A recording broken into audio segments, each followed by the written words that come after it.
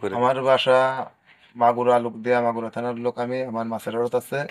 এই শাকিল আমাকে ফোন দিয়ে নিয়ে আইছে, দাদা মাছ দেবো, আপনি টাকা পয়সা গোছ করে চলে আসেন। আমি আইছি 12টার সময়, রাত 12টার সময় নামছি আমি 30 মাইল। 30 মাইল নামলে সে আমাকে মোটরসাইকেল রিসিভ করে এনে একে কি গোরস্থানে, যেটা কৃষি গোরস্থান, ওটা হলো ঈদগাহ মাঠ বলে।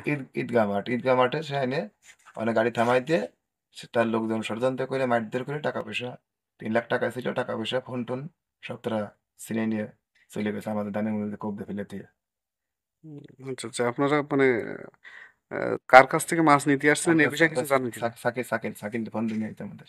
আচ্ছা আচ্ছা, ওই আর কি মাধ্যম আর কি। হ্যাঁ, ওই ওই মাধ্যম, তাছাড়া তো আমি কাউকে চিনি না। আচ্ছা আচ্ছা, ওই আমাদের নিয়ে আইছে। সে কতদিন ধরে আপনার সাথে ওর পরিচয়? সে আমার পরিচয় প্রায় বছর খানেক ধরে পরিচয়। আচ্ছা আচ্ছা। কিন্তু যে সে এই কাজটা কেন করলাম এটাই বুঝলাম না। সে আমাদের ফোন দিয়ে টাকা পয়সা এনে লুট করে নিয়ে গেল এবং কোপ দিল, মারল। সে এই কাজটা কেন করলো বুঝলাম না। আচ্ছা আচ্ছা।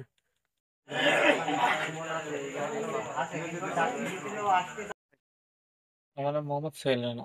আচ্ছা, আপনার আমি হচ্ছে ওনার প্রতিবেশী ভাই। উনি যেখানে যাই মাঝে সাঝে আমাদেরকে নিয়ে যায়। মানে উনার আড়তে আমি কাজ করি। আচ্ছা আচ্ছা, বুঝেছেন? একজন হ্যাঁ, কর্মচারী। কিভাবে ঘটনা ঘটছিল একটু বলেন তো আপনি। মানে আমি তো এইদিকে আগে কখনো আসি নাই। আচ্ছা আচ্ছা। মানে এই ভাইয়ের মাধ্যমে আমি আসছি এখানে। হুম, হুম।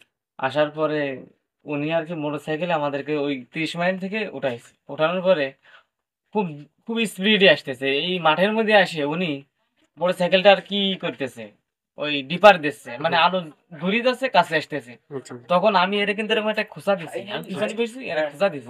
কিন্তু এত দূরে টেনে, এখানে আরো প্লেন রাস্তা, এত সুন্দর জায়গা, ও এখানে এরকম করে কেন? অমনি এই মাথার থেকে আপনার হলো 3-4 জন, আর ওই মাথার থেকে 3-4 জন লোক হলো লাইট মেরে লাঠি উঁচু করে এসে ই করেছে। আচ্ছা, আর ও আপনাদের তো মোটরসাইকেলের জায়গা থেকে একদম ব্রেক করে দাঁড়ায় গেছে, ও তো আরো জোরে টেনে যাবে। হুম হুম। বুঝেছেন?